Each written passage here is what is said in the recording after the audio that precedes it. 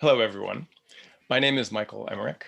I teach research and translate Japanese literature in the Department of Asian Languages and Cultures at UCLA, and I have the distinct honor of serving today as the moderator for this roundtable discussion on the theme of turning points.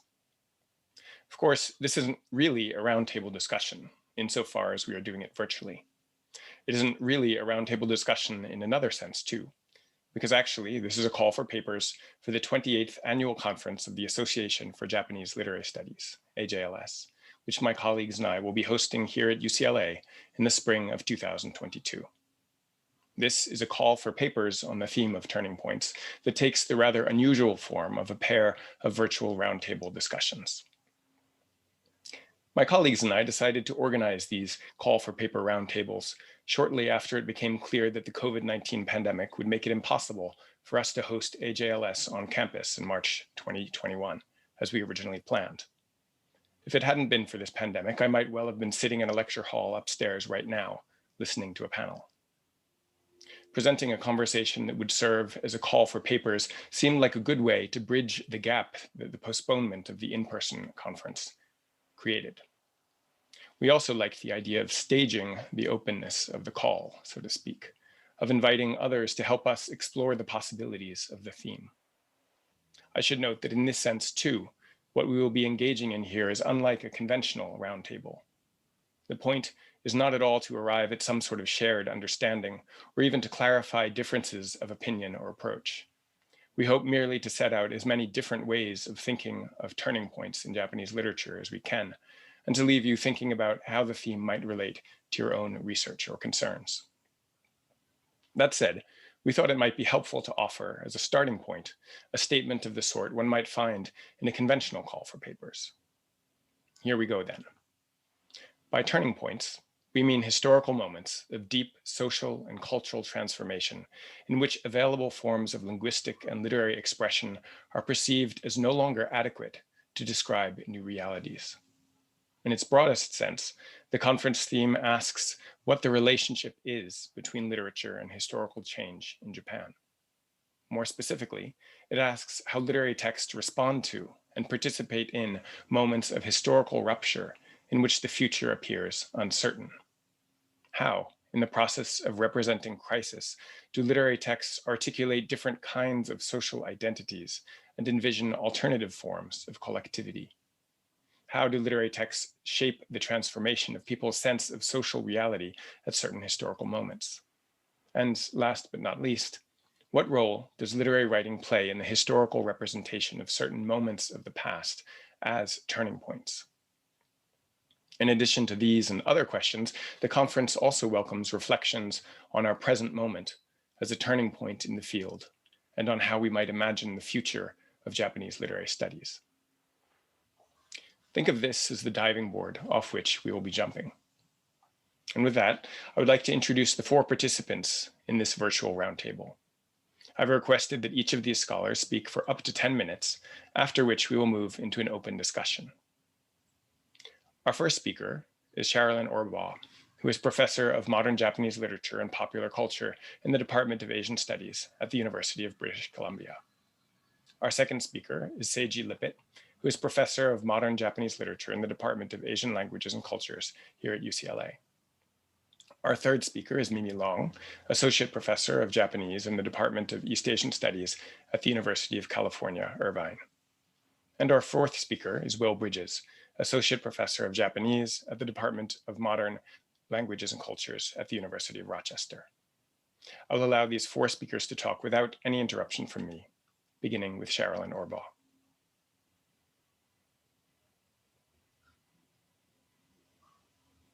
Thank you, Michael. I'm not quite sure why I was asked to go first on this roundtable, but I'm pleased to be able to do so. And the turning point that I've decided to address is gendered writing in the aftermath of the 15-year war, or the Asia-Pacific War, whatever you'd like to call it. So the writing of this time was very much in response to things that had happened in previous decades. So I'd like to start by talking about some of those events. In the 1930s and 40s, the war was on. From 1931 until 1945, Japan was effectively at war. And I think, as we all know, the discourse of the time was extremely gendered, with men being called to be Nippon Danji and women called to be either Kodakara Butai, the childbearing corps, having as many children as possible, or the sweet and pure Nadeshiko. In real life, as the war became more intense, gender roles broke down somewhat. Gender roles broke down somewhat, in the sense that women began to do work that had formerly been done by men, such as in the munitions factories. But the rhetoric never changed. The rhetoric stayed the same. Women and men were still considered to be doing very, very different roles during the war. It's interesting that during the 1930s, women's share of publication had risen to a high, up to that point, of 10%. And in the early 40s, perhaps as more men were called off to war for whatever reason, women's share of publications rose to 20%. And here I'm talking about kind of literary publications that appeared in well-known journals and magazines. So that's the war. And then we moved to the second half of the 1940s and then into the 1950s, so the immediate post-war period and the occupation. In real life, as we know, women were driven out of their wartime factory jobs, and many were facing the the loss of long-term male support, such as husbands, brothers, fathers, and so on. Prostitution became a big social issue once the occupation forces arrived, and fraternization became an issue. So racialized prostitution, racialized relationships became an issue. And so the sexuality of the previously pure and sweet Nadeshiko is now very often problematized in the media and social discourse. And of course, we see this in literature too, as both men and women write about female prostitution or illicit sex of various kinds, with men in particular frequently depicting women's supposedly easier relationship with the occupation forces based on sexual attraction. For men in real life in this period, of course, there was also unemployment, even though when they came back from the war, they were given preference in the jobs that women were being kicked out of. Still, unemployment was very, very high. And of course, there were the Tokyo war crimes trials happening during the occupation in the late 1940s, which meant that men were facing blame not just for having lost the war, but also increasingly blame for atrocities that had been committed during that time. In terms of writing, women's share once again plummets back to 10% from its high of 20% in 1940.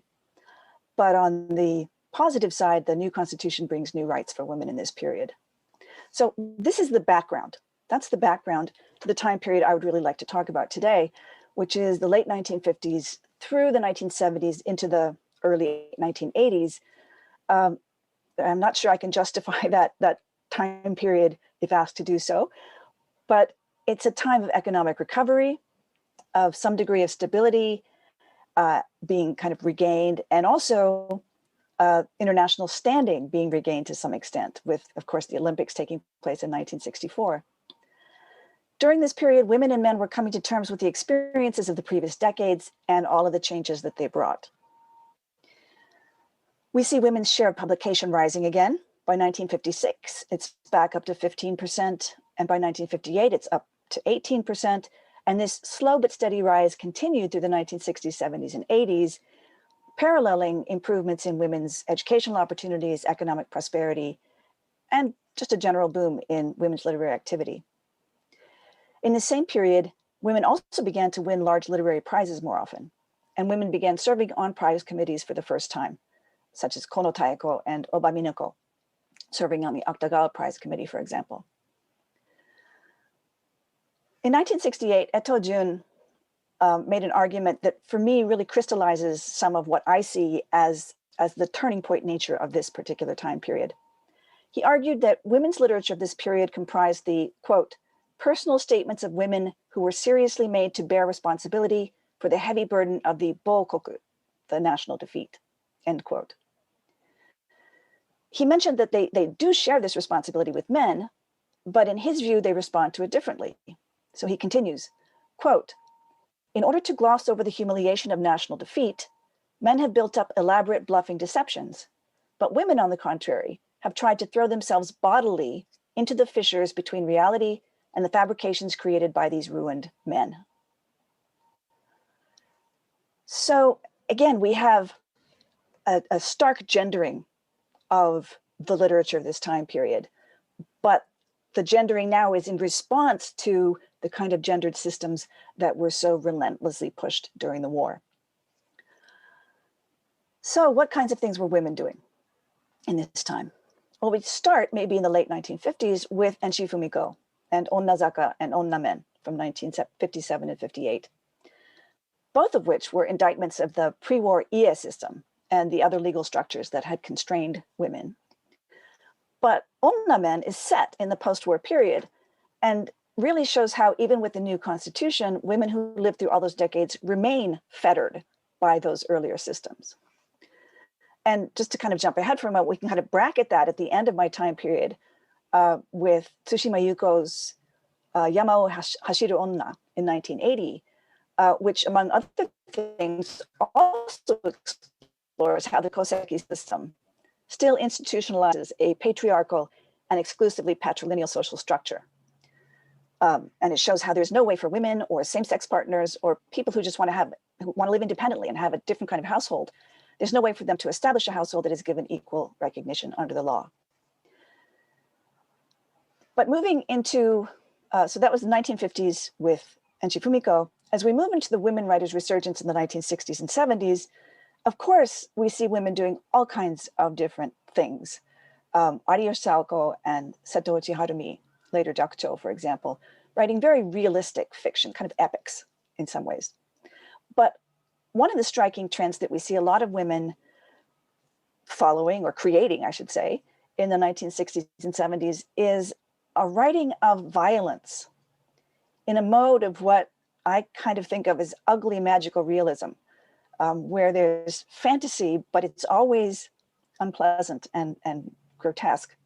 And I'm thinking here of writers like Kono Tayako and her stories of female and male masochism, Kanai Miyako's early dark stories that have very gory depictions of all kinds of things, and incest, prostitution, and so on.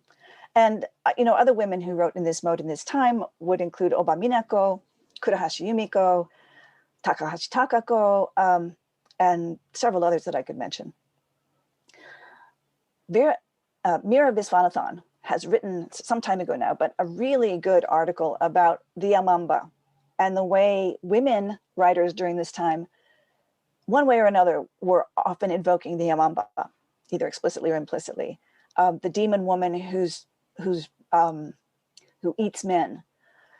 And I think it's a very good crystallization of what's happening in a lot of this fiction, where we see these women writers attempting to come to grips in a very visceral, embodied, intense way with the realities of the sex, gender, and sexuality systems that continue to constrain women's lives, even under the new constitution and the legal code.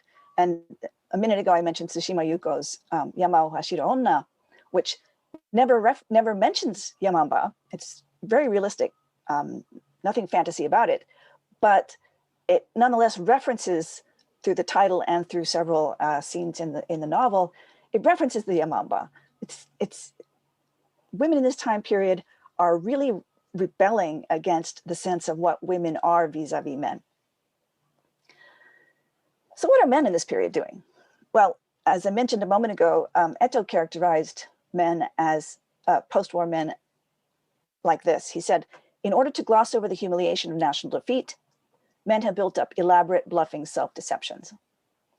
And again, there were many men writing all kinds of things in this time, but I think Eto has kind of pointed out one stream that is certainly very noteworthy, especially men who had been soldiers, who are then exploring masculinity in defeat, engaging the ways that gendered and racial hierarchies had changed once the war was over. And I'm thinking here, of course, of Yasuoka Shotaro in the late 1940s and early 1950s, depicting hapless young men working for SCAP, in stories like Garasu no Kutsu or Kunsho, or the hapless head of the family in his story Aigan. And then in the 1960s, he goes on. I mean, things have changed a little bit. It's no longer the immediate post-war period, but Yasuoka is writing about hapless men in the new suburbs who can't cope with what it means to be head of a household in stories like Mogura no Tebukuro. And like Yasuoka, we have Kojima Nobuo writing things like Kisha no Naka or Kitsuon Gakuin or Bisho during the occupation or immediately after it. Oh, and of course, American School, all of which are dark, comedic. They're sort of tragicomedies in a sense. They're self-deprecating. They're sort of humorous, but also very uncomfortable to read about men who are dealing with, in some cases, slight disabilities or just a complete inability to cope in a properly masculine way with the conditions of post-war. Kojima's 1965 novel, moving on into a period of greater stability, but still, like Yasuoka, he's continuing to write about the way, as an older man now with a family, he still can't cope. For example, his novel, the 1965 novel, Hoyo Kazoku, which is like Yasuoka's Mogura no Tebukuro, but it's even darker and more tragic, featuring the death of the protagonist's wife after an affair with a USGI. And Oe Kenzaburo too. I mean, he was too young to have fought in the war, but he still engaged in this time period with the same kind of gendered and racial issues threatening post-war masculinity in stories like Noriai Jidosha, the charcoal bus, I think it's been translated as, or Shiiku, where the loss of paternal authority and strength is graphically played out, as we see more comically depicted by Yasuoka in Aigan, as I mentioned a moment ago. So I've kind of roughly sketched out this period, which I think is an interesting moment of grappling with the after effects of nearly 15 years of war and 7 years of occupation. But Michael kind of encouraged me also to think about my own career and turning points therein, or I don't know quite how to put this, but problems with my own work. And I do see a problem with this. And I don't write about this stuff much anymore because I feel uncomfortable in some ways with this work. The relentlessly gendered system, this relentlessly to gender and no more system with no flexibility that seems to be in play in social discourse and mainstream writing of this time period that I'm talking about, it means that my own work keeps talking relentlessly about women and men, as if these were clear categories and were the only categories.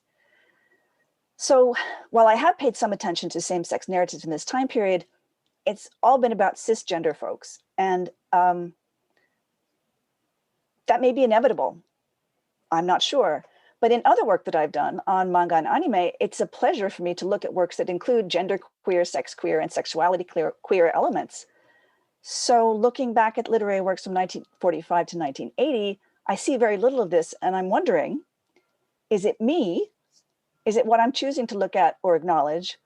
Or is it really the time period that was the way the discourse worked? And so that's what people were engaging in their literature. And I think that's where I'm going to stop.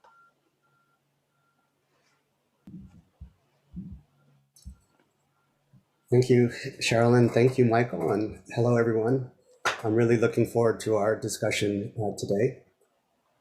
I'd like to say a few words about my own understanding of the theme of turning points, and also say a little bit about how the theme itself took shape, and then also talk about how it relates to the immediate post-war period, which is my current research focus. So, as you know, this month marks the 10th anniversary of 3/11, a watershed event in Japanese and world history whose effects are continuing to be felt.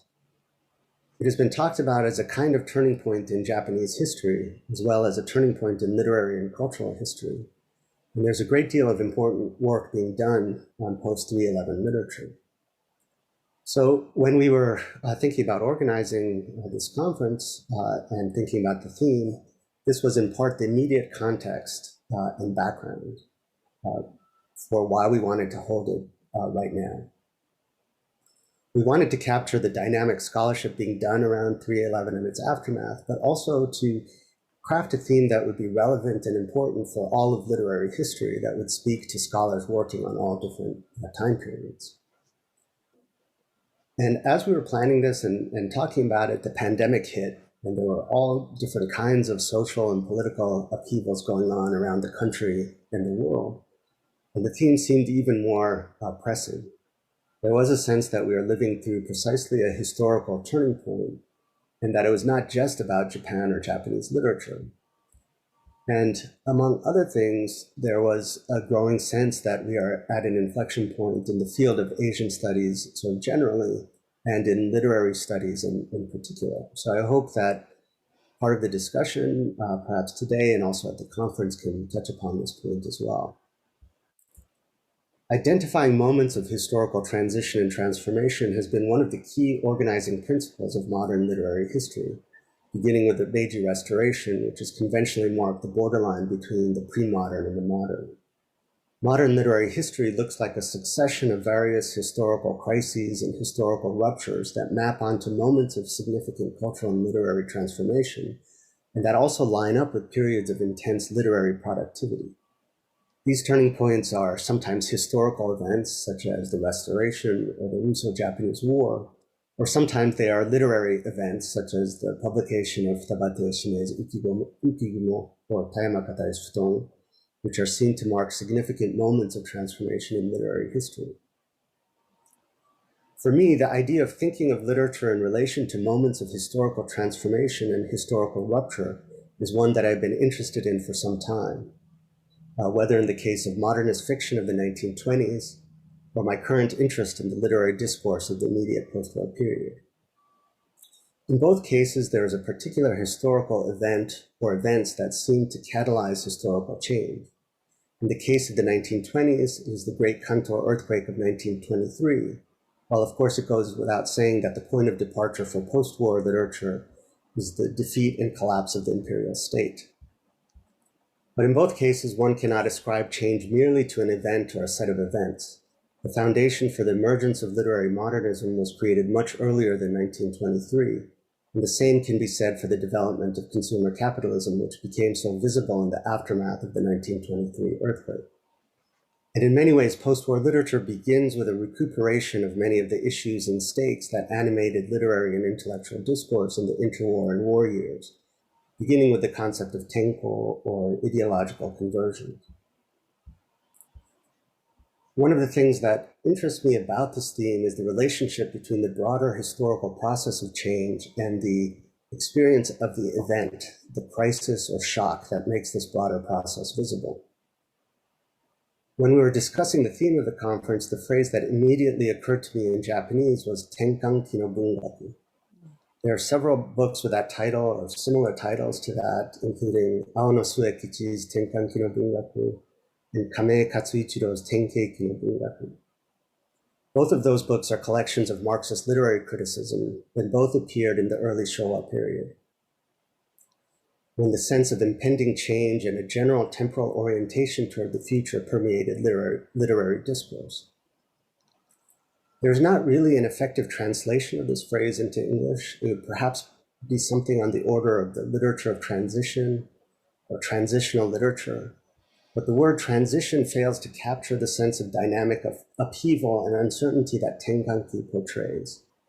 Turning point is one possible translation of Tenkanki, and I think it certainly captures the dynamic experience of historical change. For me, it has the advantage also of incorporating the sense of tenko as a kind of ideological term. As I suggested, tenko is one of the key concepts for thinking about post-war literary discourse, not to mention pre-war and wartime thought as well. And for me, it is the conjunction of these different experiences of temporality that marks literary discourse in the immediate post-war period, and perhaps at other moments of change as well. So on the one hand, when you look at the immediate post-war period, there's definitely a visceral, corporeal sensation of shock that emerges around the experience of empire's collapse, and that permeates post-war literary writings. One example is Takeda Taijin's essay Metsubo ni Tsuite, or On Ruination, which writes about the experience of being ejected from the structures of national identification into a purely material existence. which he describes as a kind of grotesque, undigested food. The literature of the body, or Nikitai no Bungaku, associated with Tamura Taijiro, can also be talked about in this way. For many leftist writers, the collapse of the imperial state marked a sense of liberation, as Isoda Koichi has written, and at least early on, the promise of an authentically democratic future. But at the same time, there is also a notable sense of stasis, the experience that nothing in fact is changing, that the arrival of the future is perpetually deferred. And this is something that one finds very early on in post-war literature, for example, in the fiction of Shiina Rinzo, who writes about being mired in the destitution of the present, without past or future. Everything has changed, yet nothing is changing. Hotta Yoshie is another writer who captures this experience of the endless state of transition.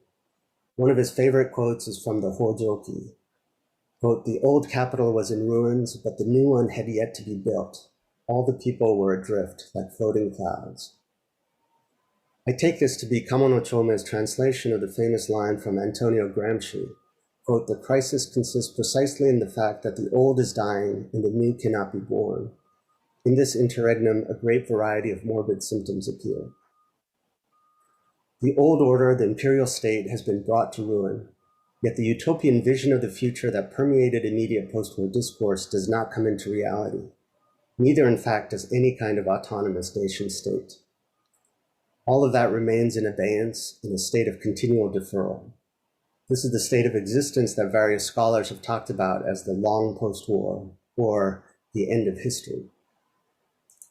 Seen in this way, the experience of the post-war moment is perhaps not unique, but something that can also be seen in the broader conceptualization of modernity. One can perhaps say that modernity in general, in literary and cultural discourse, has often been marked by a consciousness of existing within a transitional state, a continual state of becoming, in which the remnants and traces of the old order exist in uneasy relationship with the new.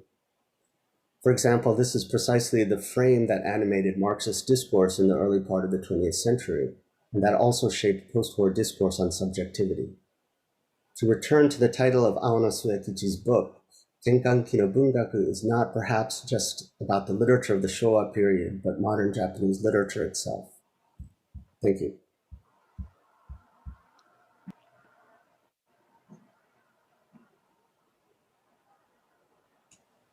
So Sherilyn and Seiji, really beautiful pieces. Thank you so much. I want to talk about three related turning points in modern Japanese literature studies, all of which I'll argue are environmental. First is the publication of Kimura Sayako and Anne Bayard Sakai's edited volume, Post-Fukushima Literature as World Literature. Second is the growth of environmental humanities as a methodology. And third is the parallel between COVID-19 and radiation, and the way both force us to respond to our world, not just as thinkers, but as vulnerable bodies. So I'll talk first about Akashi Shoten's publication of Kimura, this book by Kimura Sayako, who's at Tsuda College, and Anne Bayard Sakai, who's at the National Institute for Asian Languages and Cultures in Paris.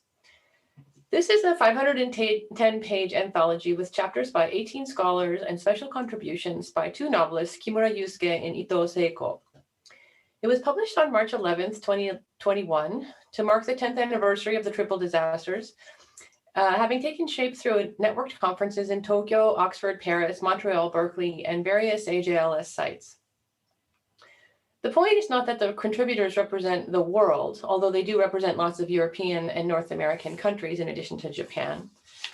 The point of the worldliness in the post-Fukushima as world literature, the point of this worldliness is more a political worldliness. The refusal of a Japanese discursive parochialism on the one hand, and of an area studies disciplinary parochialism on the other. It's a worldliness born of writers making art in response to overwhelming political and environmental uncertainty, and of scholars talking about that art in real time without the native speaker versus visiting researcher hierarchies that tend to stiffen international gatherings. So I want to explain using two quotes. In a lecture delivered in Paris in 2018 and published in the anthology, novelist Kimura Yusuke says, quote, "With 311 as its impetus, my writing changed to confront the madness of the situation. The whole idea of jiko-kise, of checking my criticism of the government and society and making readers read between the lines, flew out the window.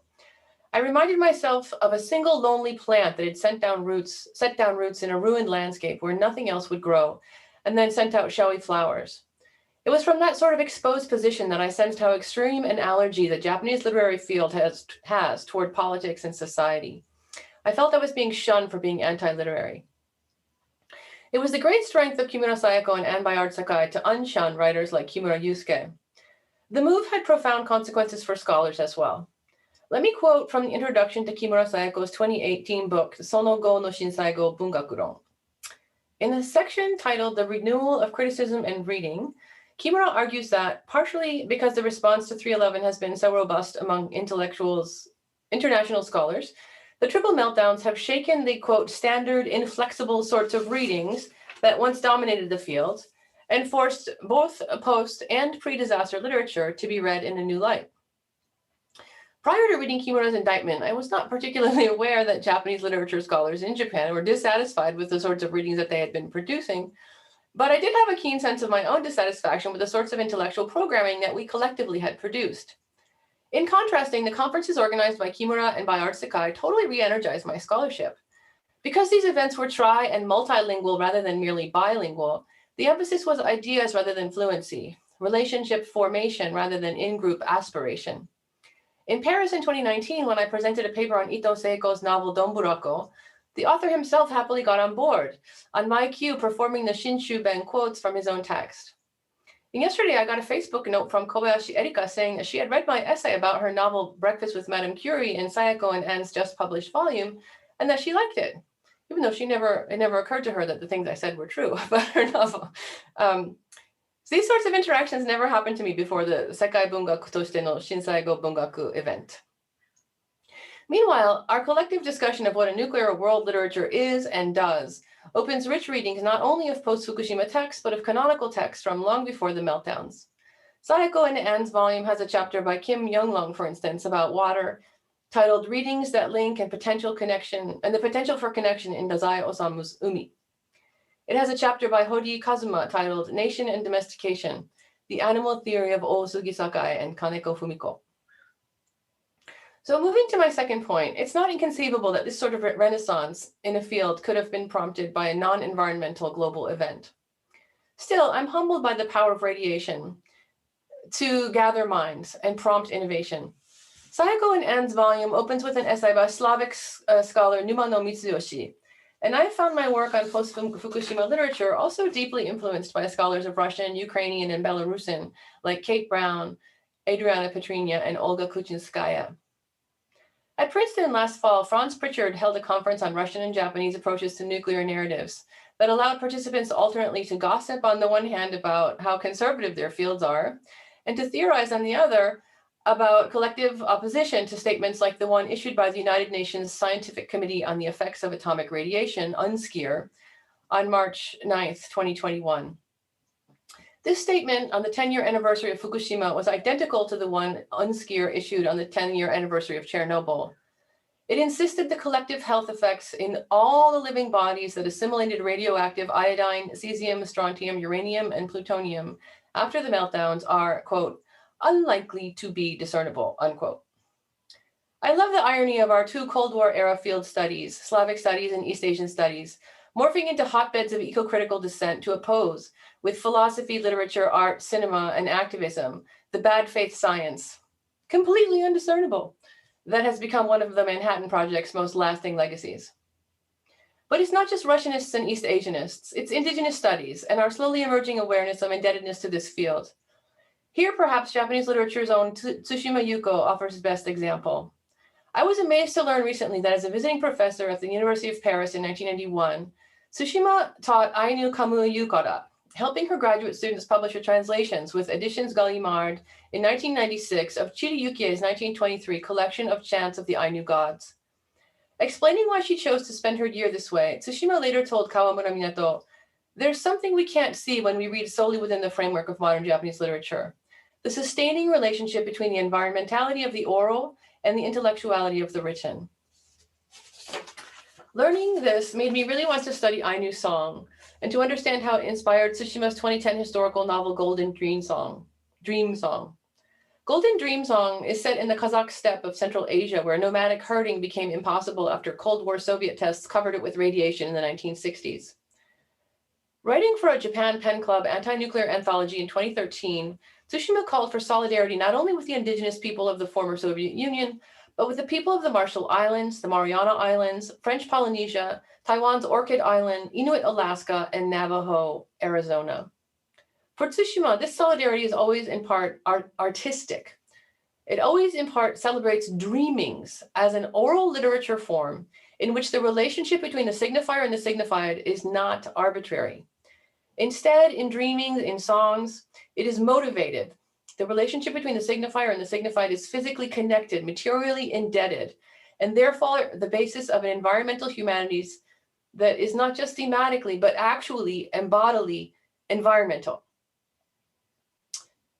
This is arguably the same lesson that COVID-19 has been teaching us, and this is my third and final point.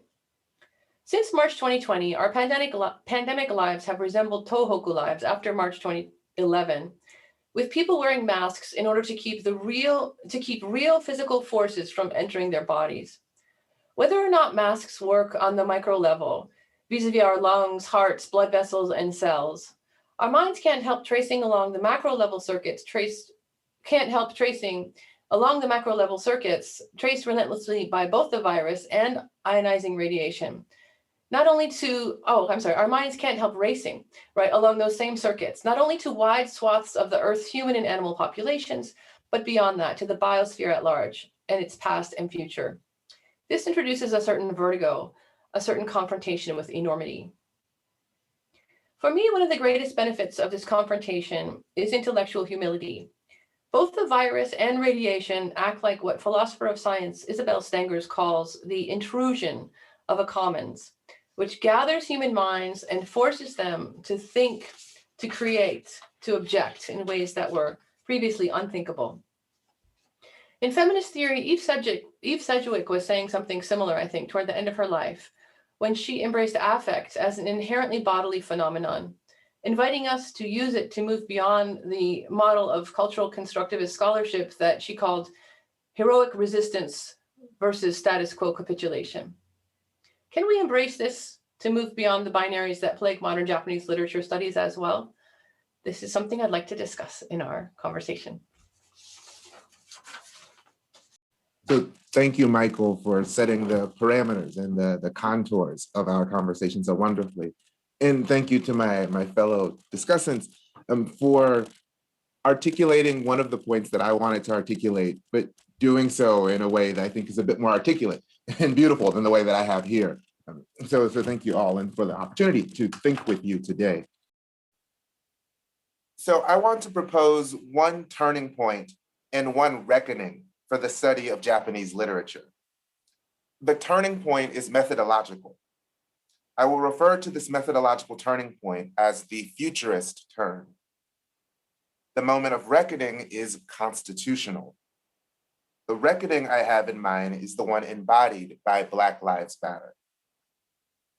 Let me begin with the methodological turning point, the futurist turn. By the futurist turn, I mean the cultivation of a methodology by which a given academic discipline can contribute to the larger transdisciplinary endeavor for thoughtful knowledge production. Now, there are many things that one can do with a work of literature. A futurist turn asks how we might potentiate works of literature, by which I mean make legible the folding fans of possibility that unfurl after we have read a work of literature. Rather than primarily backwards-looking studies at the actual, a futurist turn asks how literary studies might contribute to primarily forward-looking studies of the possible. Literary studies after a futurist turn asks how literary studies help us to envision and analyze possible, probable, and preferable futures. It asks how reading literature expands our sense of the parameters of the possible and what might come to be. It asks how both authors and readerships create possibilities in their acts of reading and writing. It asks about the fictionality of our political imaginations and the politics of our literary visions of utopia and dystopia, and so on. Now, in calling for a futurist turn to Japanese literary studies, I should note three things. The first thing to note is that there are any number of disciplines that are eminently forward-thinking. Finance, for example, involves speculation. Climatology calls for forecasts, patients want prognoses, and so on and so forth. Now, the second thing to note is that given the existential uncertainties on our shared horizon, any number of disciplines are currently taking a futurist turn. Disciplines in which a futurist turn is already underway include sociology, psychology, and anthropology. Think here, for example, of Ann Allison and Frank Baldwin's 2015 contribution to the Possible Future series, an edited volume entitled Japan, the Precarious Future. Now, the third thing to note is that insofar as Japanese literatures have long been interested in the opening of alternative futures, Japanese literary studies is already primed for a futurist turn. Examples abound. Numano Mitsuyoshi, for example, writes that if researching history is the work of the historian, explorations of the literary imagination and the way in which, quote, the interplay between past and present shed light on hidden seeds for the future, forecasting possibilities for both dreams and nightmares, war and peace, and heavens and hells that may await Japan, unquote, is the work of the literary scholar of Japanese. Or, for an example a bit closer to home, Mimi Long recently read For Fukushima Stoics for the way that these Stoics help us, quote, think about looking back at ourselves in 5 or 10 years, unquote. Or, of course, for an example as close to home as we can get, we have the AJLS call for papers, which asks us to consider, quote, how literary texts respond to and participate in moments of historical rupture in which the future appears uncertain, quote. Now, a futurist turn would suggest that doing justice to this aspect of the call for papers means a reimagining of the methodological and temporal comfort zone of scholars of literature. For literature, quote unquote, participates in moments of historical rupture in which the future appears uncertain by projecting a multiplicity of possible and probable, impossible and improbable, and preferable and undesirable futures. In these moments, literature becomes not transtemporal, but intertemporal, reconfiguring the mutual imbrications of possible pasts, possible presents, and possible futures. In turn, literary scholars cannot attend to these intertemporal feedback loops literature opens between past, present, and futures if we are not willing to get our hands dirty, temporally speaking, by putting our methods of hindsightful reading into dialogue with a new methodology of foresightful reading. David Theo Goldberg has noted that humanities scholars and our, quote, rethinking of the public sphere have been much better at critically assessing cultural expression than we have been at promoting viable counter-conceptions, unquote. I am arguing here that responding to the AJLS call for papers calls on us to develop visions of counter-conceptual alternative futures with all the imaginative and inferential rigor we tend to display in our historicist reading practices. In the words of designer Hara Kenya, post-311 Japan is, quote, at a turning point in its history. And making sense of Japan at its turning, or perhaps at its breaking point, calls for, quote, sensibilities attuned to and capable of deftly perceiving the world and the future, unquote. Now, to be clear, the mode of reading I have in mind here is not limited to works of science fiction. Now, to say that science fiction is the only genre of literature that invites reimaginings of alternative futures is akin to saying that opera singers are only vocalists. Now, speculative fiction, to be sure, might be more vociferous in the way it gives voice to imagining futures, but it is certainly not alone in this endeavor. As a case in point, I'd like to shift to the second turning point I will propose today. The turning point I have in mind here is Black Lives Matter and its implications for AJLS. Not all turning points are created equal. I see Black Lives Matter as a particular class of turning point, the class I will refer to as a reckoning. Now, by class of turning point, I mean that whereas all reckonings are turning points, not all turning points are reckonings. Now, what I have in mind here becomes apparent when we think in the past tense. With the eye of the historian, we can look back into the archives and say that date right there, that was the turning point. Now, we can say this of the turning point, whether the turn in question occurs or not. Even if the turn itself does not occur, the turning point still exists. We've simply missed our chance to turn at it.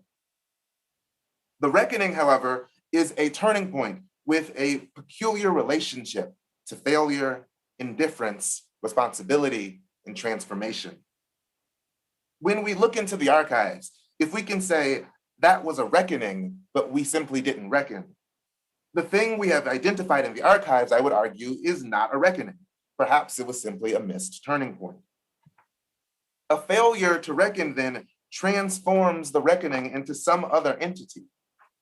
Failure is an impossibility for a reckoning as a reckoning. So too is indifference, irresponsibility, and static. We could have a turning point in which we do not turn, but a reckoning is not a reckoning in the richest sense of the term if it is not transformative. Now, the difference I am suggesting between the turning point and the reckoning here can also be heard in the future tense. That will be a turning point, whether we turn at it or not. That will be, as James Baldwin's premonition of the fire next time portended, a reckoning in a class by itself, one in which failure, indifference, irresponsibility, and business as usual will nullify the very class to which the reckoning belongs. My suggestion here then is that AJLS should see Black Lives Matter not as a turning point, but as a reckoning. Which raises the question, do Black Lives matter for Japanese literary studies?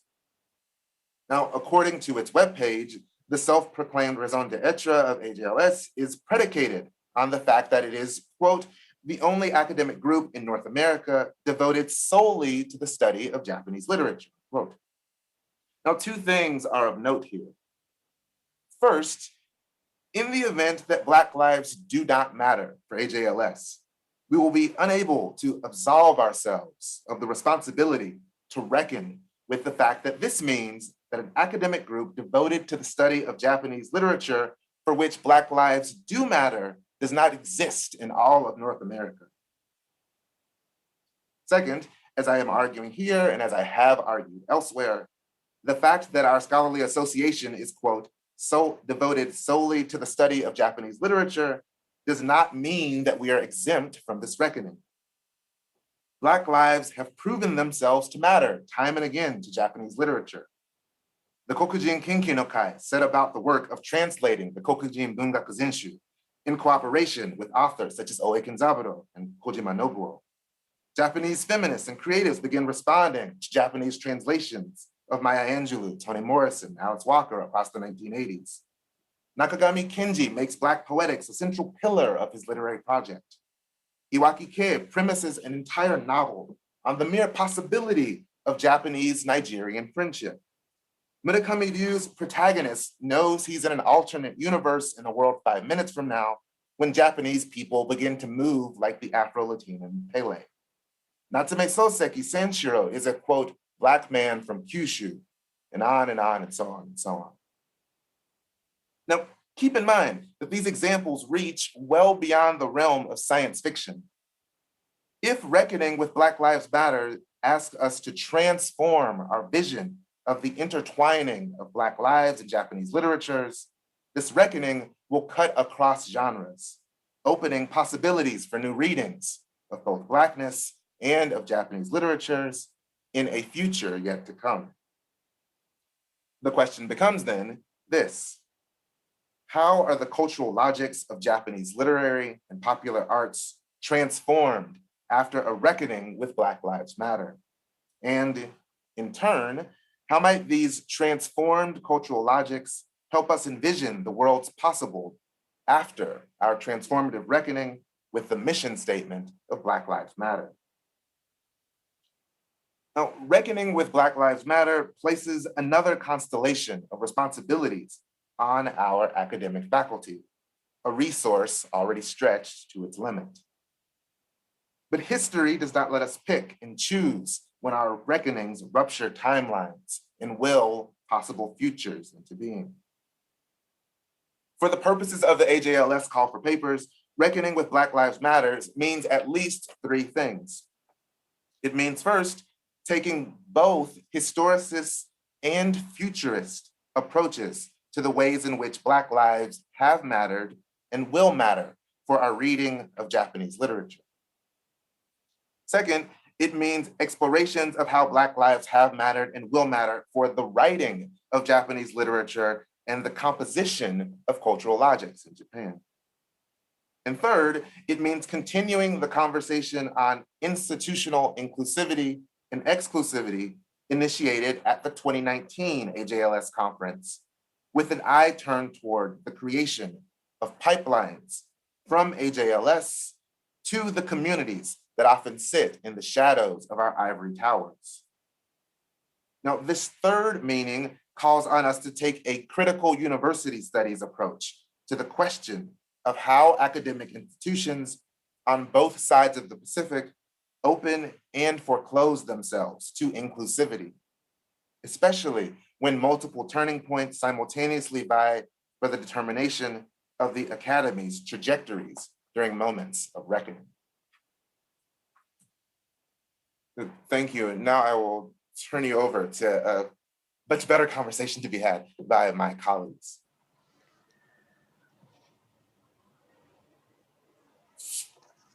Well, thank you, all four of you, for some extremely thought-provoking, extremely rich initial statements. It seems to me that there's so many different topics that came out both kind of explicitly and then implicitly in the relationship among the different talks that that you gave, or the different papers that you presented just now, that maybe the first thing I should do is just say initial responses. If any of you would like to jump in right now and just say, yeah, this is this is on my mind right now, I'd like to speak. I'd like to offer you the ability to do that before I impose any kind of structure on what we've heard.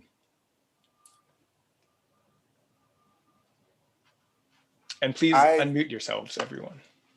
I have a place where I would like to begin, if it's okay. I'm not sure if it's the best place to begin our conversation. I will admit it's also a somewhat indulgent place to begin, but if nothing else, for the sake of giving everyone else a moment to kind of gather their thoughts.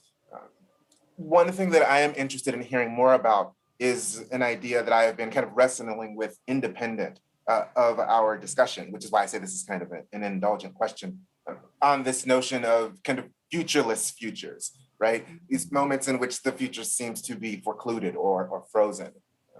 I am thinking in particular of folks such as Lee Edelman and his No Futures, if we're just kind of thinking about kind of queer futurities, for example, but a little closer to our conversation, Une Tsunehiro's and his Zero Nendai no Souzoryoku, imagination for the aughts, AUGHT, right? Not OUGHT, like the time, period in time, not what we should or should not do. Although that is also, I think, a piece of what he's interested in which he argues that 311 serves as a kind of turning point in which we begin to see a focus on literatures that are interested in the here and now. They posit less of the futures and are interested more of kind of living in the present moment.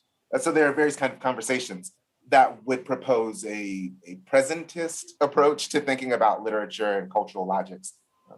And I can hear in all three of my colleagues Those places where there are kind of these appeals for futuristic thinking, you can hear it, say, in the open democracy that Seiji thinks about in the post-war period. Or you can hear it in the kind of the troubling of reproductive futurisms that Sherilyn brings up.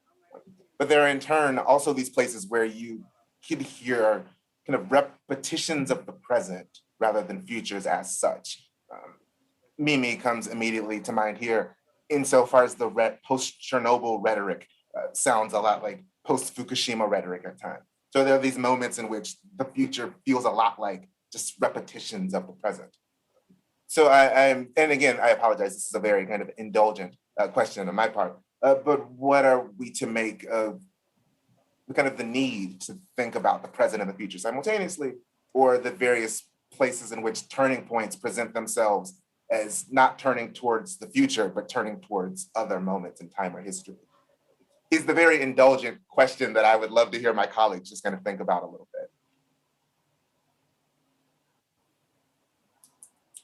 And in retrospect, this now feels like a better place to begin a conversation, insofar as it is asking us, when turning points occur with this kind of spatial metaphor, what do we do with the temporal aspect of the turning point? In which direction, for lack of a better term, in time, the various turning points ask us to look toward?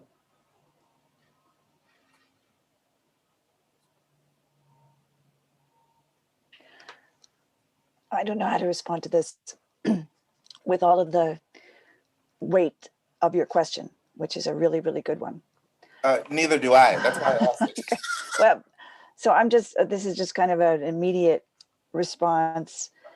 And it's also self-indulgent in that I'm going to go back to my own sense of what should I be doing? What should I be working on now and why? And why do I feel uncomfortable about some of the things I've worked on before? And this relates to what you're saying about Mimi's work, where it seems like sometimes we have the same issues rising again, and we're just talking about the same things. So the future and the present kind of melt together. But what about when we're not?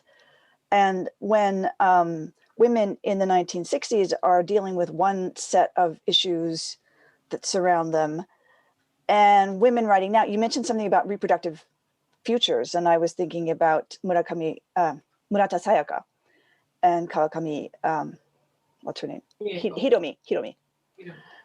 And the kind of reproductive futures they are writing about, because they're dealing with the current situation of the Shoshikoreika thing. And so we may see similar tropes or similar modes of engagement, but we're dealing with very different issues. So does that mean I only should talk about things happening now if I'm going to deal in a futuristic, futuristic is not the right word, but you know what I mean? What you're talking about here, looking toward the future, thinking about how literature points us towards possibilities. Can I only engage things that are happening kind of now, or can I still bring that kind of question to things that happened in the past in a very different time and place?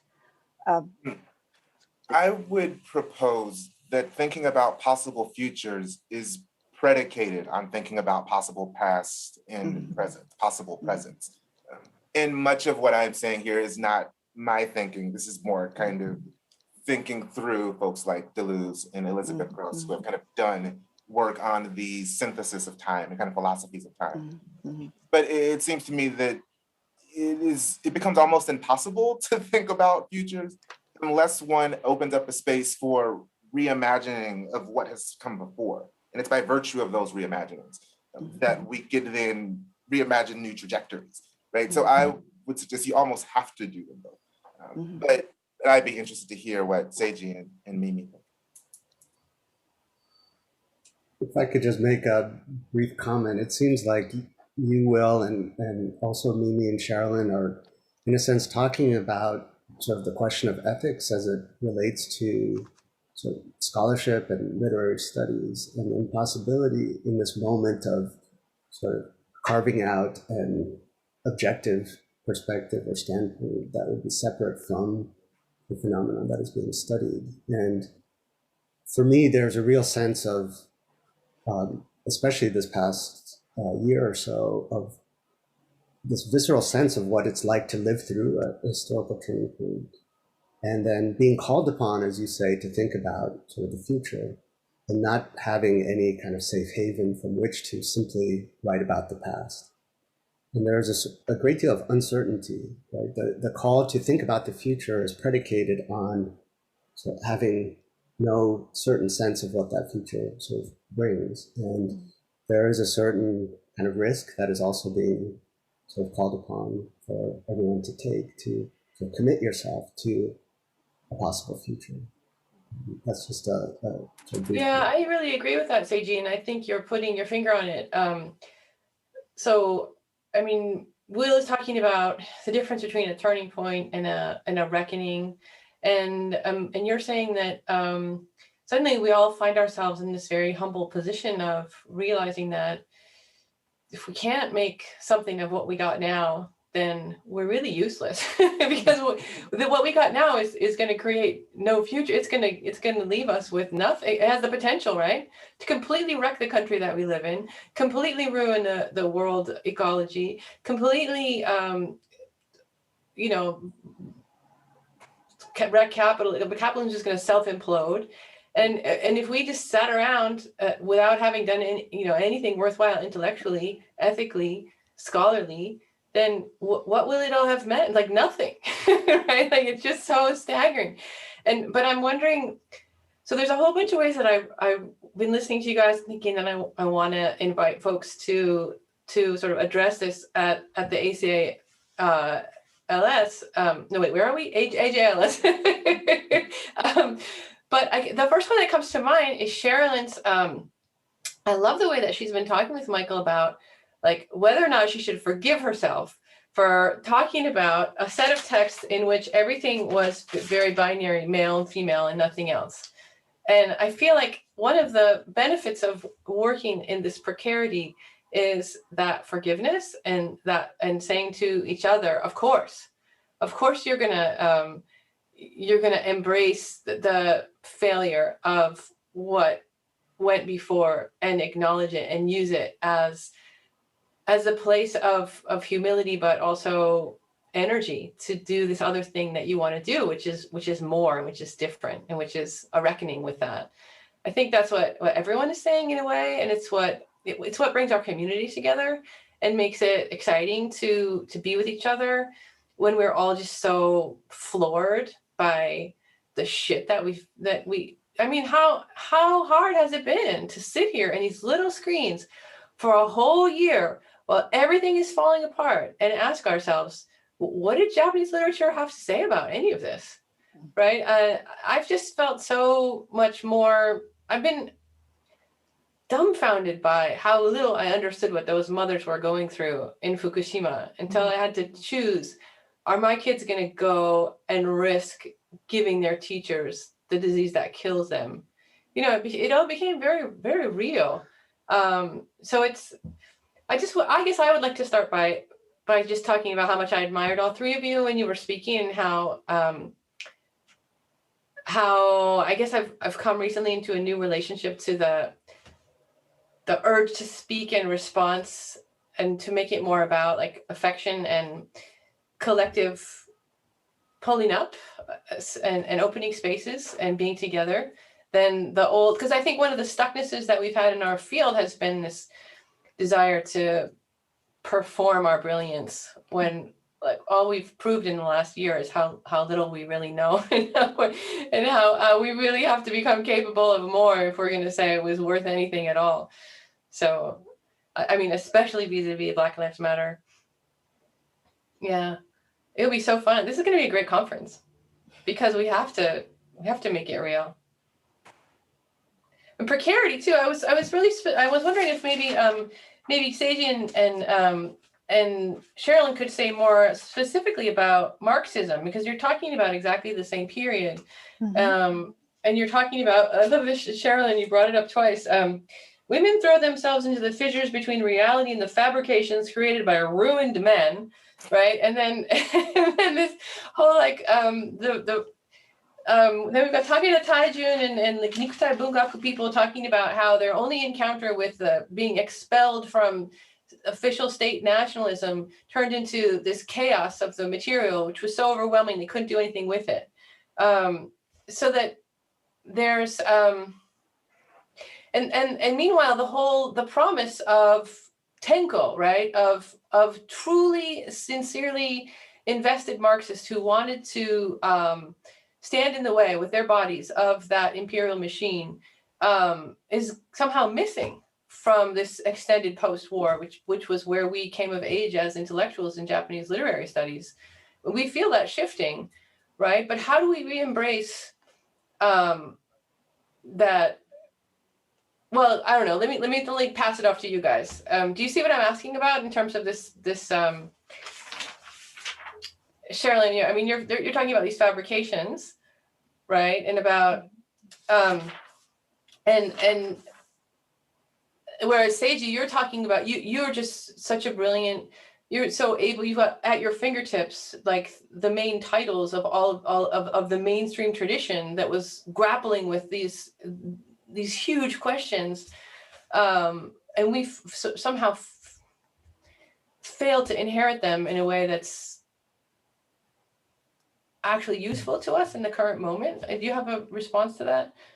Yeah, I don't know if I can respond adequately to your question. I also feel like sort of what I was talking about was sort of fairly sort of historically specific and doesn't sort of reach the kind of real sort of rigorous theoretical thinking that you all presented.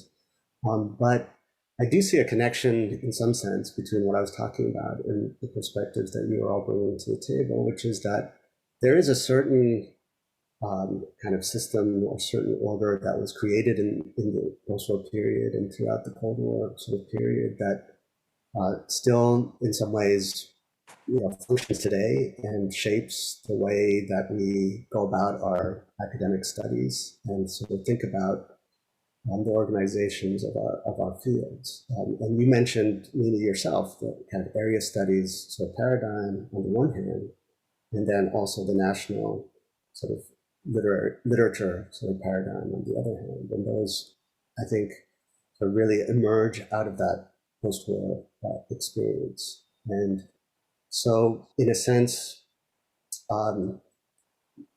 it does feel like there is this moment of perhaps rethinking that academic paradigm. In terms of sort of the actual sort of writers that I'm thinking about, I think this question of temporality that you raised is very, very much sort of at the core of what people are writing about and thinking about in this moment right after the collapse of the imperial state. I think one way to characterize it is that it's a period of multiple temporalities coexisting.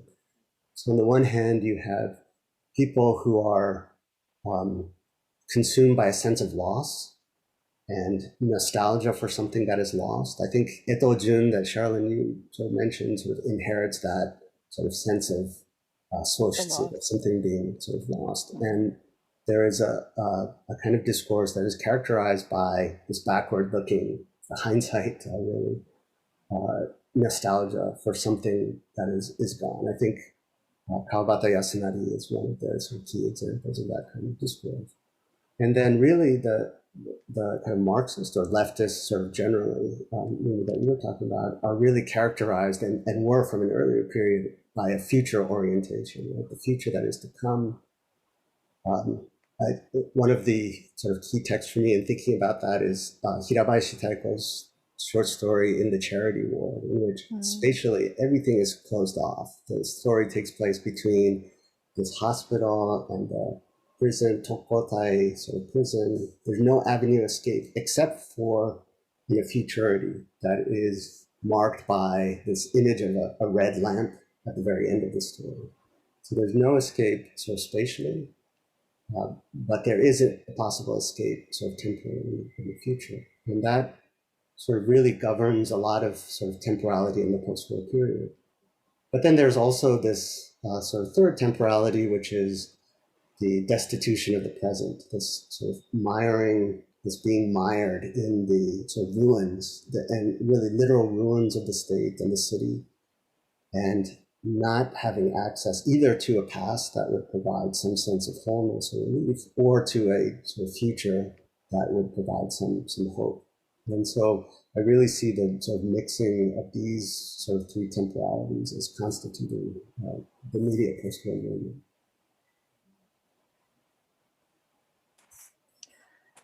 moment. Following on that to some extent, but taking it maybe in a very different direction, just the way you and I talked about the immediate post-war moment, Seiji, it's just so different.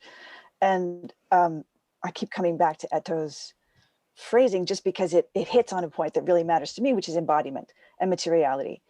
And I think this has been such an interesting year for all of us as people, as scholars, as Mimi was saying, because suddenly all of us in these very privileged positions are dealing with material realities that we cannot control. We can't do anything about it. And so we're in this disembodied world, we are right now talking over Zoom, rather than being, in the embodied present. And it's a kind of mind-blowing combination of circumstances.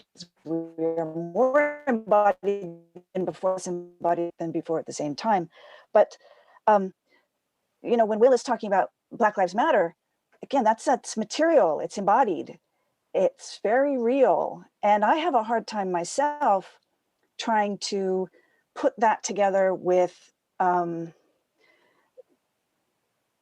more abstract, useful, real, true, but still abstract to me ideas of multiple temporalities or Marxism as it moves into our current time, et cetera, et cetera. I keep coming back to embodiment. And it seems to me that a number of the writers that, I have to be honest with you, I'm hardly reading modern Japanese literature these days unless I have students who are working on it. So people I'm talking about are all coming from my own graduate students and their interests. But the people their interests are interested in tend to be, once again, focused on the body and its limitations and its possibilities, and often in a very futuristic mode, kind of not science fiction, but speculative fantasy sort of thing. I don't know how all that fits with either what Seiji is saying or what Will is saying, because I don't think in those abstract terms. But perhaps you all can see how what I'm saying might fit into the concepts you're dealing with.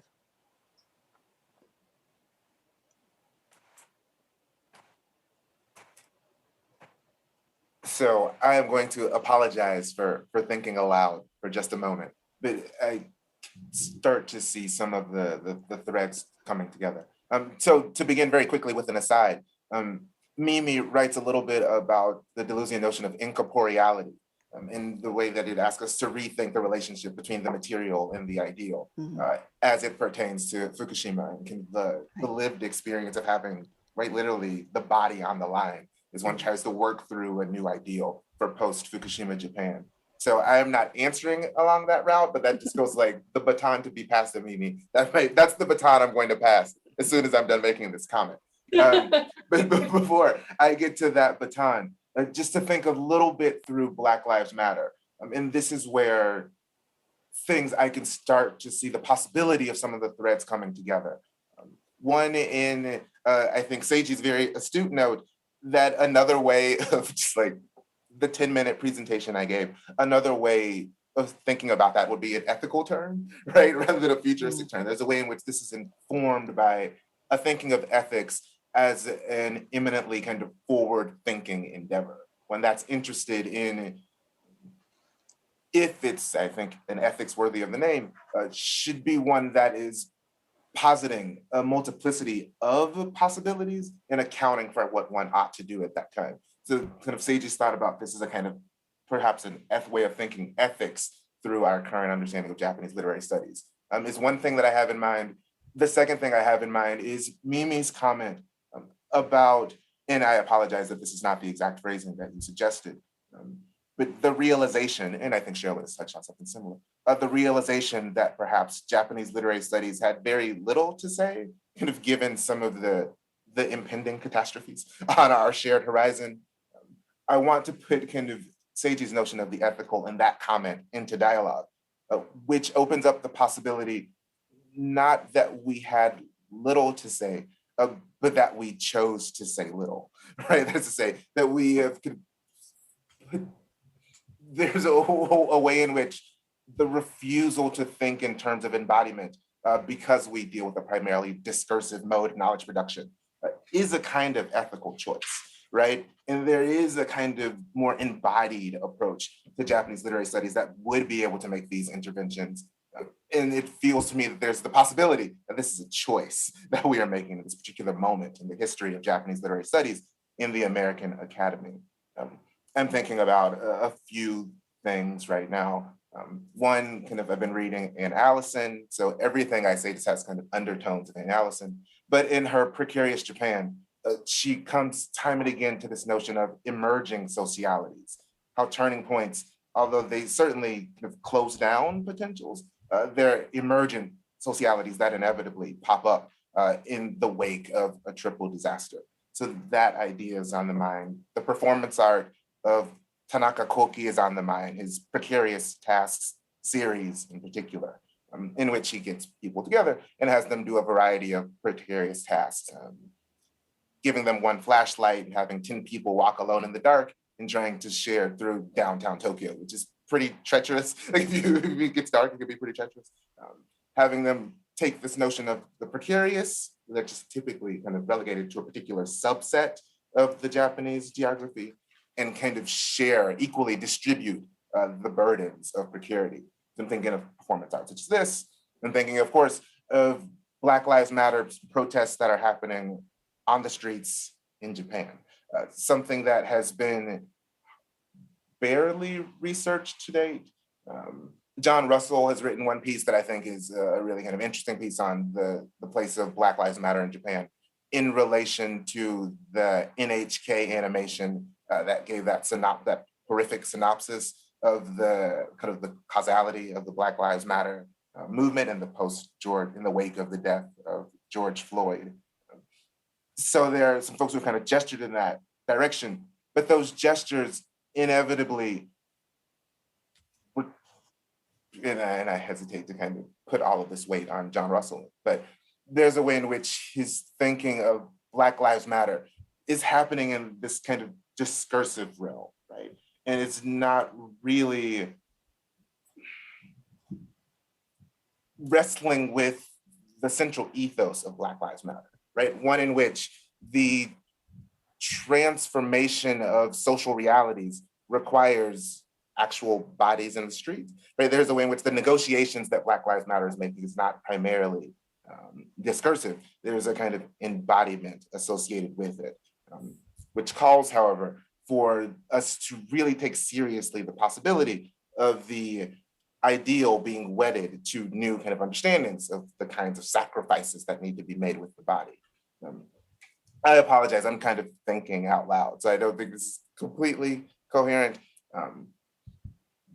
But it seems to me that there's a way in which the way we are kind of thinking through Black Lives Matter in Japan now kind of reproduces what we might call the ethical shortcomings of the approach to Japanese literary studies, which finds a kind of safe haven in historicist kind of textual approaches, without wedding these to more kind of ethical or embodied approaches to what it means to produce knowledge.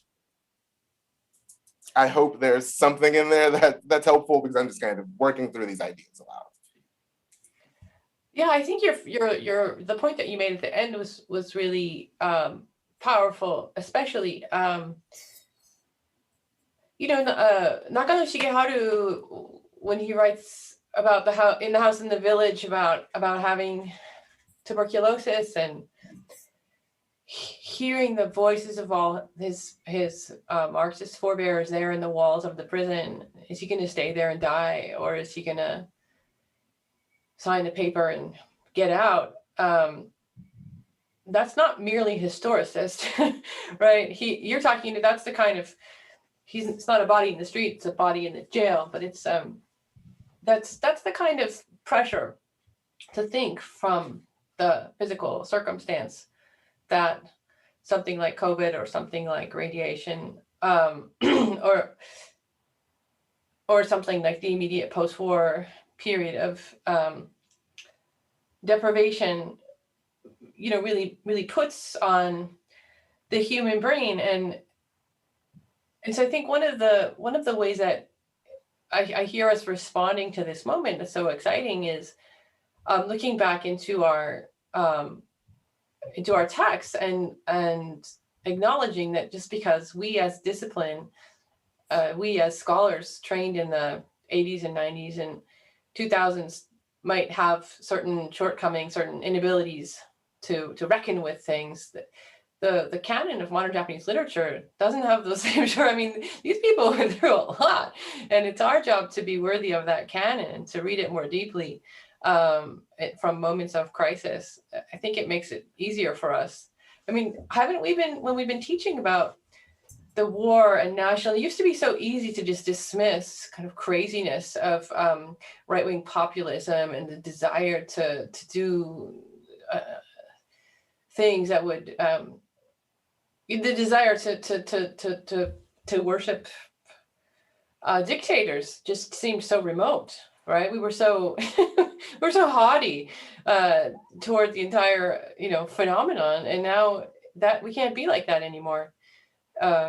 We're living amidst that. We have these students in our classrooms. How do you guys feel about that?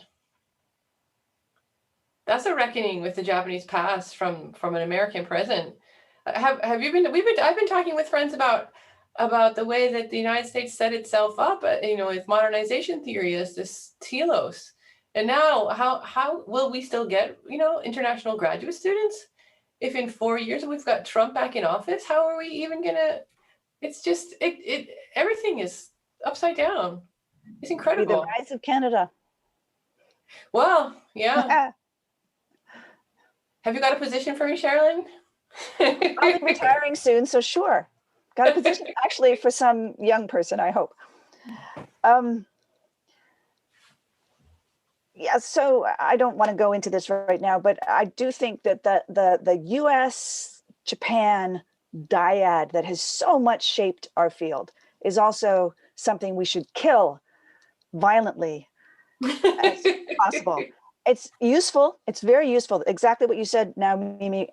It's something we really need to think about in terms of our arrogance vis-a-vis Japan in the past over there doing those silly things, things that are still happening right now. But nonetheless, there needs to be a much more multifaceted look at what Japan is in the world and its relationships beyond just the United States. Sorry, my Canadian perspective. No, that's a wonderful perspective. The Canadian perspective is always a wonderful one to add to any conversation that's based in the United States. That reminds me of one other turning point that I don't think I'm putting on the table per se, because I hear it kind of implicitly in much of what we've said, but in some of Mimi's comments, in her initial comments in particular, the transnational turn, for lack of a better term. The move kind of beyond a kind of a post-area studies approach to Japanese studies, in which Japan becomes the central node in a larger kind of transnational network. How this then opens up the literature to new readings and kind of new ways of understanding. I would be curious to hear your thoughts on that as a potential turning point for AJLS. On the one hand, there's a way in which it's not really a turn, right? Insofar as Japan is always kind of stretched beyond any kind of putative geopolitical borders. The occasion for the tale of Genji is that a Korean envoy comes and tells them that Genji is going to arrive, right? There's a way in which it's already kind of transnational, right from its very onset. On the other hand, however, there's a tiny piece of me that worries that transnational rhetoric could very easily be co-opted by neoliberal logics. I can imagine the nefarious Deanlet, right, who sees in this as an opportunity, oh, I can get one scholar who does Chinese and Korean and Japanese. So why do I need a Japanese studies program when I can have this one person be all three of those programs? There's a way in which transnationalism, if done without a certain degree of kind of care, I suppose, for lack of a better term, can work in my mind towards making Japanese literature as such illegible. So I am curious to hear what your thoughts are about the possibility of a kind of a transnational turn. Well, I have a thought here. AJLS. Yeah, and that is, I like the fact that AJLS does have a certain geographic restriction to it. Just it's nice that it's rather small, right? Mm. But talking about my students again, almost none of them are from the United States or Canada. They're all international students. And so when they go to AJLS and give papers, they are bringing a perspective that is not just Japan, North America. It's something else. I mean, I think transnationalism is being built into our, I'm looking futuristically here, is being built into our field by the kinds of, well, the changes that are happening in the world, where I think Vancouver and Canada is really on the cutting edge of that, California as well, of course, where just because someone is in a university in Canada or the United States, that does not mean that that is where they're originally from. It doesn't mean that that's exactly, the way they see the world. It's not where they center things. And they're bringing that to their study of Japanese literature. So in that sense, I feel very optimistic and positive about the way things are opening up. The things that Mimi talked about too, with a sort of a different generation, an established generation of scholars who are opening things up in a more international way, is also incredibly exciting. But I really see the future as being very different from the present in ways that are going to be good. Right. Let me just respond really quickly before I pass it over to Margarita, Mimi.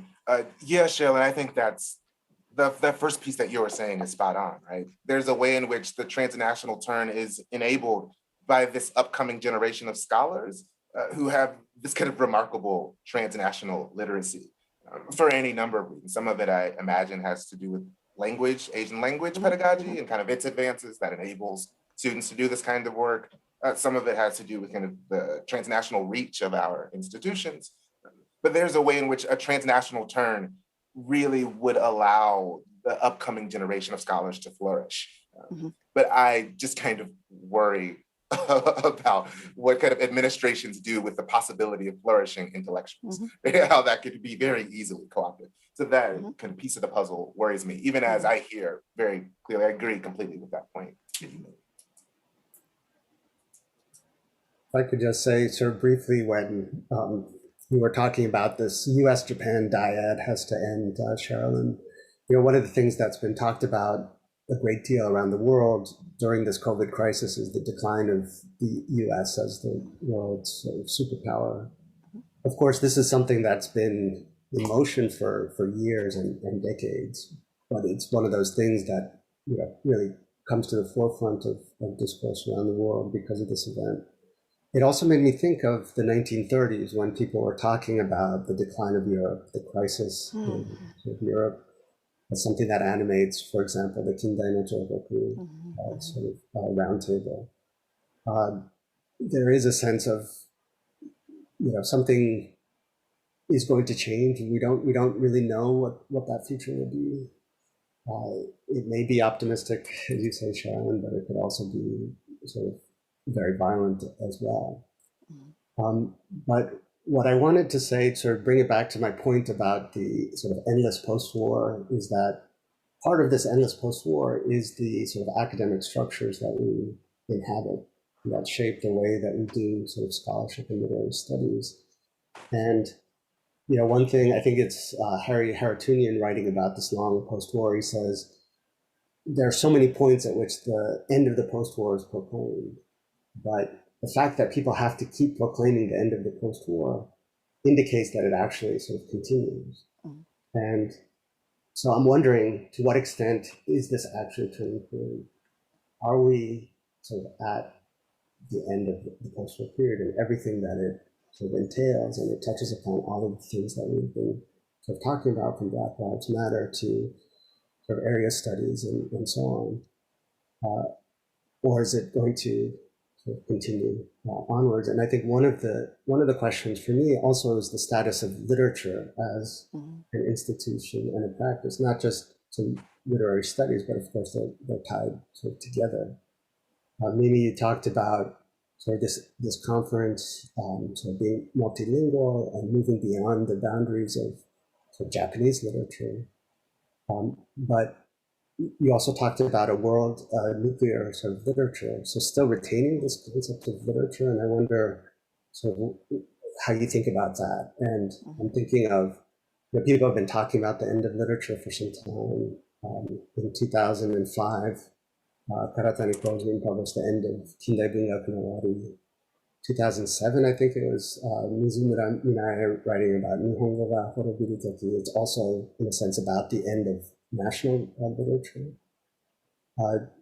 Two different sort Yeah, of. that's such an interesting, well, I love coming back to literature, and I guess I'm really happy to be able to say that my faith in literature, my affection for literature, my desire to study literature and be around people who are reading literature is the one constant through all of this. I'm so happy that it's always there. And one thing I'd love to see some panels on at the AJLS is precisely the status of indigeneity for literature, oral literature for the literatures that we study. Seems like when Karatani Koji was talking about the end of literature in the 1990s, he was talking about the end, he's talking about the complete commercialization of modern Japanese literature and the Murakami Harukiization of literature. And of course, the two people with whom he was in that interesting activist group after 9/11 who come to mind are Tsushima Yuko and Nakagami Kenji. We all know that Nakagami kind of got in trouble with Karatani and Asada for insisting that something like kotodama was interesting, that the relationship between the signifier and the signified is not arbitrary, but that when it's just because it's not arbitrary doesn't make it fascist. Like the argument, it seems to me, amongst the left in Japan, and you know this so much better than I do, was that any call to whether it's the maternal body or nature is totally suspicious because the material world is considered fixed and determined and manipulable, never a source of surprise or an incentive to think. But both, so unlike Karatani, it seems to me, you know this better, but it seems to me that both Tsushima, with her interest in Ainu song, and Nakagami with all of his diverse interests in music, but in oral sekkyobushi, right? They knew that the material world has a relationship to literature that's really profound. And I think that's one of the really exciting ways that our field is opening up, is by acknowledging that. And that's, yeah, so maybe I can use that as a baton to hand off to someone. But that's something I see shifting. And I think it's really fun. It's really interesting. It's very literary. Mm-hmm. Yeah, Mimi, there was, sorry. No, Seiji, please. Just very briefly, just to follow up on your comment, I think what Karatani is really talking about with the end of literature is the end of literary theory, or the end of a certain type of literary theory that he associates with the 1980s, that he himself was part of. So I think there is a question that if that is over, then what is left, and perhaps the kind of things that you are talking about. Sorry, I interrupted you. No. So just thank you for interrupting. That was a good point. That was a great reason to interrupt. Just made me a really quick aside before I go on to the point that I wanted to make. Before I settled on the two turning points that I have here, I played very briefly with the notion of a hermeneutic turn. When I was kind of thinking kind of methodological turns that Japanese literary studies might make, what it would mean to think about Japanese literary studies as a kind of hermeneutic enterprise rather than a literary critical. And one thing that does, at least in my mind, is constantly remind us of the materiality of interpretation. That is to say, if we're thinking in terms of hermeneutics, there's an entire field of biohermeneutics, which is interested in how interpretation is part and parcel to being a living thing, and I'm preaching to the choir right now. I know Mimi is part and parcel to being a living thing in the environment. The way in which the blooming of the flower's interpretation, if you like, of a change of temperature and things of the sort. So there becomes this kind of really tight tying of the way in which kind of embodied existence in a world is one of the prerequisites for interpretations. And that was a part of what I was interested in. There's a way in which if we use literary kind of criticism as the framework, the kind of necessity of materials in the world can kind of be lost, can potentially be lost in a way that perhaps it's not as easily can be lost in if we were thinking kind of in terms of hermeneutics. But that was just a quick aside. The reason why I wanted to jump in was to go back to one of the points that Seiji brought up, thinking about the endless post-war and sliding that over to kind of post-bubble Japan, kind of thinking about that basic rhetoric as it kind of takes shape after a different turning point. I'm thinking in particular of folks like sociologist Miyadai Shinji and his notion of the owari naki nichijo, the endless everyday, how in the kind of the malaise of the Ushinawareta first Junin, the Nijunin, then ultimately Sanjunin, as we know now, from this vantage point, there's a way in which people can't see the other side of the malaise, and they begin to live in what he refers to, according to his ethnographic research, in this kind of endless everyday. And one of them begins to create coping mechanisms and what have you for making life in an endless everyday. A point which I think is well taken and makes sense to me. But I just want to pause here really quickly to say that the first time I tried to make this point, I had like half of an idea formed, and now I have like 3/4 of an idea formed. So I'm a little closer, right? There's a way in which these paradigms, in which kind of the present becomes prominent, the endless post-war, or the endless everyday of the post-bubble malaise. There's certainly a way in which, say, political realities and the constraints of political systems inform that sense of present endlessness. There's certainly a way in which the limitation of the material world also put very real constraints on and lead to that sense of endlessness. The fact that Japan doesn't have petroleum reserves has a really real impact on how it has to respond to an oil crisis, which has a really real impact on the bursting of a bubble and what have you. So I don't mean to be naive about kind of the, say, political or material realities that lead to these senses of kind of endless presence. But it seems to me that in addition to those, there's also the facet of the kind of ethical architecture or kind of the imaginative architecture that must be in place in order for something like an endless post-war, as Karatunian is thinking through, or an endless everyday, as Miyadai Shinji is thinking through. In order for that to make cultural sense, there has to be certain kind of ethical and kind of logical systems in place. I'll give one quick example before I pass the baton.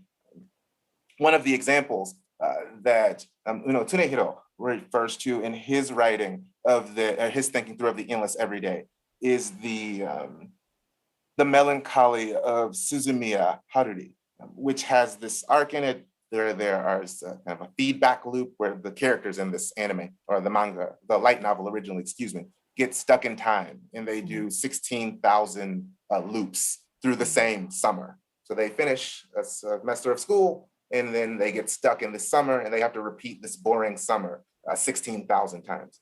And he selects this as kind of this talking point, if you like, for thinking through the endless everydayness of the post-bubble malaise.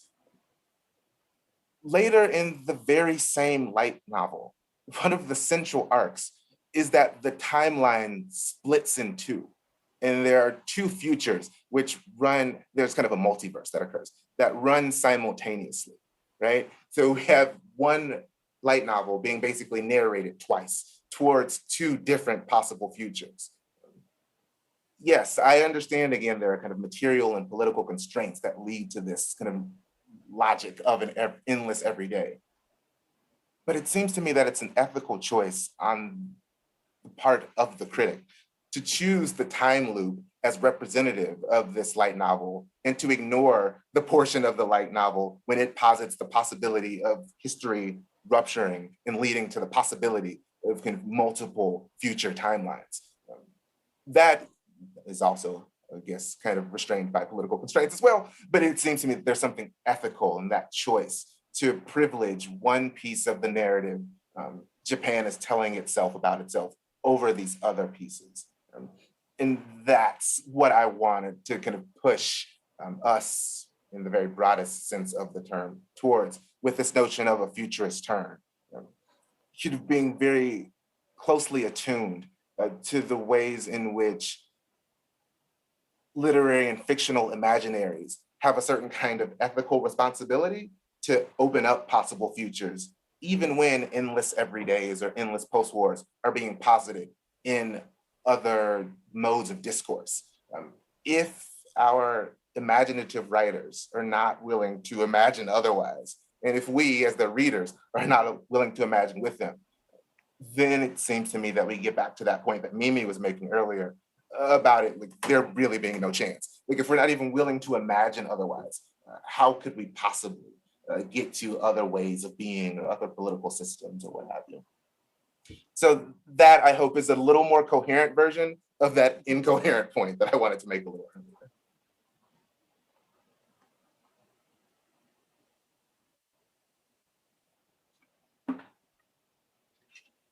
Perhaps this is a good moment for me to jump in. I was kind of hoping that we would make it to the end of this without my having to say anything, and we came really close. This has been But we wanted you to say something. That's why we stopped. and that's hence the silence. This isn't, I'm not exactly sure how to phrase this. There are all kinds of different themes or ways of thinking about turning points that have emerged in the course of this discussion and through your presentations. Just one issue that's been kind of bouncing around in my mind is the question of the location of the turning point. I mean, I think maybe this is a sort of one way to make a little bit more explicit some of what has been discussed in less explicit ways. When I say the location of the turning point, right, we can talk about turning points that are, in a sense, out there. So they're the object. We identify turning points in history, social, cultural turning points. So as the object of study. And then there are turning points in, say, Sherilyn, when you said, these days I don't read much modern Japanese literature. What I read is kind of dictated by my grad students. What they're interested in reading is what I read. That's the sort of, it's not methodology per se. It's certainly not the objects of what we study. It's our own lives as scholars, right? And this, I think, ties to your point, Will, about Black Lives Matter. Being in the middle of a really tumultuous moment when we see the possibility of a reckoning, right? The kind of transformation then, that has on us, right, in terms of what we read, but then also how we read it, right? So this, and there we have another, right? So methodology, the methodological turning point that's been kind of bouncing around. So it seems to me there's this whole kind of spectrum going from the, or we could think of it in terms of scale, right?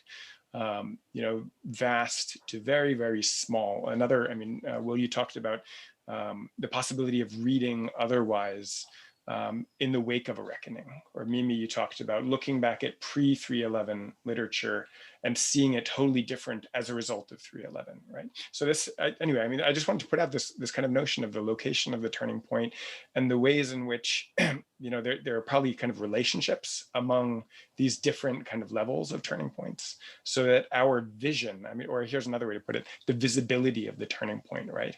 The things that are happening in the present allow us to look back and see things in radically different ways.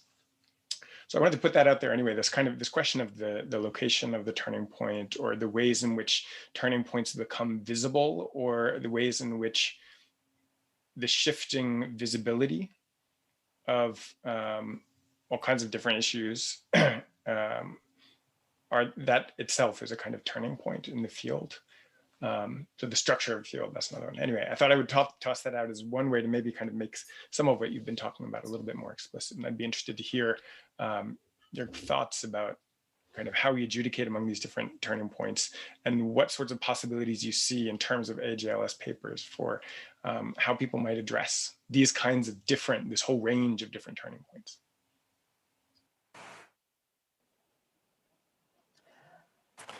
I Well, I don't think know it's that. always great to have. Go ahead, Mimi. gossip and confession as much as possible. So, I mean, and I love stories about ability and making good on the virtual, right? Of taking something out of, so when people are thinking about what they want to, hopefully stuff that we've said has prompted ideas, thoughts, directions, creativity. But I always love hearing hearing people say, I never thought I could say X, Y, Z, but now I realize I can, right? It's unique for every idea.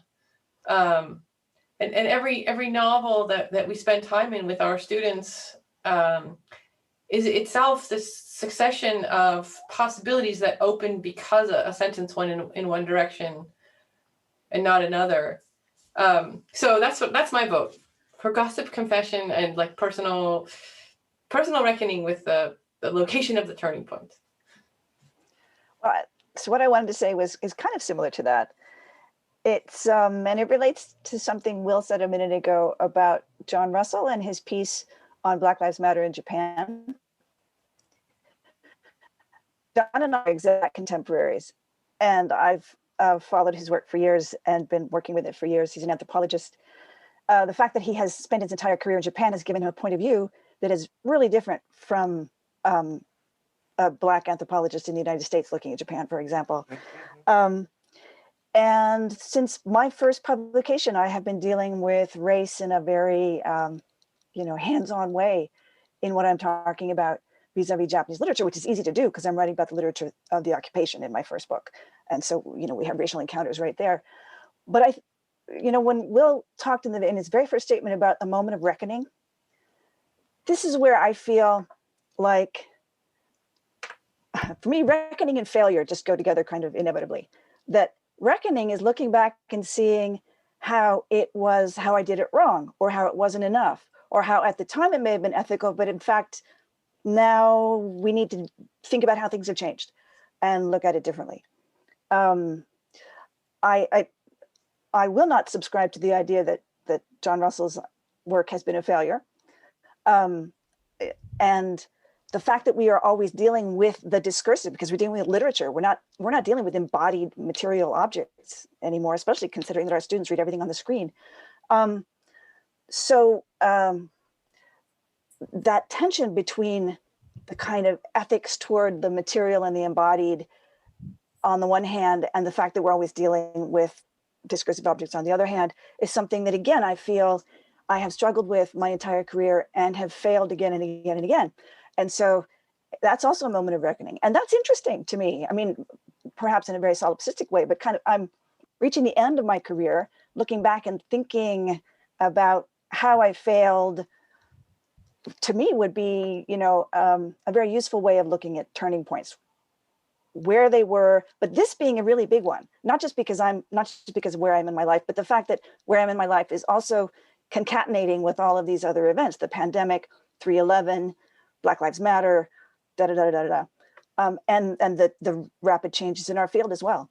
So I'm not saying that that's the kind of paper everyone needs to give, but people thinking about where they are in their own flow and vis-a-vis all of these issues, I think would be fascinating.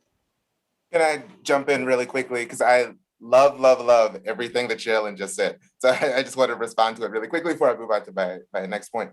I think that is very helpful. The first thing, just as a quick point of clarification, I don't think that John Russell's work has been a failure by any stretch of the imagination.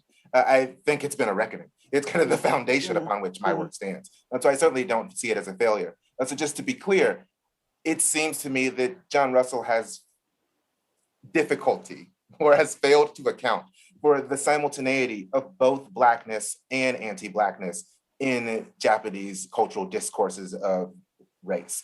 The question becomes, where does that difficulty come from? He has done a brilliant, beautiful job of kind of accounting for anti-Black logics and rhetorics and discourses in Japanese popular culture, but has had more trouble articulating the kind of the Blackness that exists within these rhetorics and logics and cultures. I was simply playing, and again, maybe I should have played with an idea, but I was simply playing with the idea that a part of what was at work is this difficulty in this last article that he's written to account for the Blackness that we see in this moment is that it's happening in bodies on the streets. When a Japanese citizen takes to downtown Tokyo to protest the death of George Floyd, there's a way in which accounting for that requires a certain understanding of how bodies also count for Japanese cultural studies. And it does not seem to me that he has accounted for that particular piece of the puzzle. So again, his project writ large, I see, is a remarkable record. I was interested in that particular moment of failure. This is the first point I wanted to make. And I'll make the other 2 points a little quickly, very quickly, so we can move on. And the second point is actually a kind of a counter argument to the point that I actually wanted to make. So I'm making a counter argument to my own point because Sherilyn's presentation, her opening remarks, really convinced me of the possibility that the turning points are imminent to texts themselves, right? So that if we're interested in it was just so beautiful the way you kind of pulled some of these turning points out that are occurring really on the level of the sentence of a work by, say, Kono Taeko. There's a way in which the S&M metaphor in her short stories from the 1960s, that's the turning point. It's that use of that metaphor to describe gender dynamics that gives us another way of thinking about gendered power. And I thought that was just like such a brilliant, beautiful way to think about the location of the turning point. So I just wanted to make a quick argument for that way of thinking about the location of the turning point as we turn towards AJLS before I posit my own thoughts, which in many ways run counter to that location of the turning point. This is informed by Mimi's desire for auto theory and like rumors and what have you. A part of what turned me towards thinking through writings of Blackness in Japanese literature, a topic which I admit I was hesitant to discuss. There's a way in which kind of growing up Black in the South when Bush is the governor and doing his prototypical version of No Child Left Behind, there's a kind of naive 18-year-old desire to not be pigeonholed by kind of the rhetorics of race. And a part of the move towards Japanese literature in the first place was to kind of get away from some of the kind of the racial limitations that are placed on bodies in the American Academy. The reason I end up kind of turning towards these studies has less to do with anything, has about kind of as I am seen by others, but less to do with any of my kind of personal decision making and more to do with the fact that various scholars turned me towards this topic. Susan Napier suggests I should read O.A. Kenzaburo and think about the representations of race in his 1960s short fiction, for example.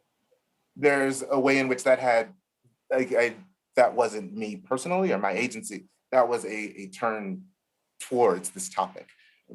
I say that to say, I appreciate Michael's question about thinking about the location of the turning point, but it feels to me to be equally important to think about the occasion of the turning point, right? Those things which come before the turning point. And again, I think Sherilyn did a beautiful example of this in her prehistory, but thinking about those things that precede the turning point and allow us to see them when they make themselves visible. So that kind of the pre-location of the turning point, if you like, feels like an important piece of work to be done for the AJLS papers. I had one comment I wanted to make to follow up to Sherilyn's point about sort of failure and also Will's point about kind of the ethical demand to see things or imagine things otherwise. And there's one way to think about sort of literature in relation to historical turning points, in that literature, one can say that perhaps literature emerges at moments of political defeat or political sort of failure.